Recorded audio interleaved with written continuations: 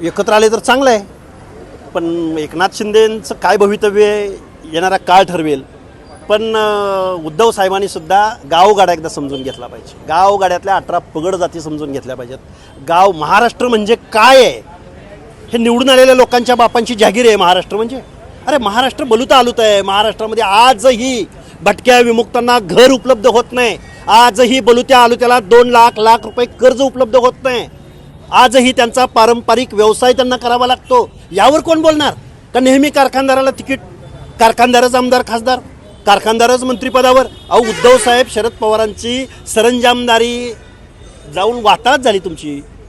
अरे कधी काळी गावगाड्यातल्या रस्त्यावरचा जय भवानी जय शिवाजी घोषणा देणारा शिवसैनिक आज अण्णाला मोताद आहे. आज 4 व्हीलरमधनं फिरू शकत नाही तो.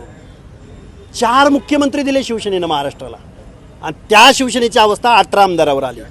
त्यामुळे उद्धव साहेब प्रवक्ता बदला, एक चांगलं पोरग गावगाड्यातलं प्रवक्तेपदावर नेमा. आपण पण काम केलं आहे प्रवक्ता म्हणून. काय कशी कामाची पद्धत होती ते? कसं आहे, बाळासाहेब ठाकरेंच्या शिवसेनेची उणीव जाणवते. आज शब्द दिला बोललो तो काळ गेला असं मला वाटतं. आणि दुर्दैव आहे महाराष्ट्राचं. एकमेव पक्ष होता महाराष्ट्रामध्ये शिवसेना की जो जातपात बघत नव्हता. दुर्दैव आहे.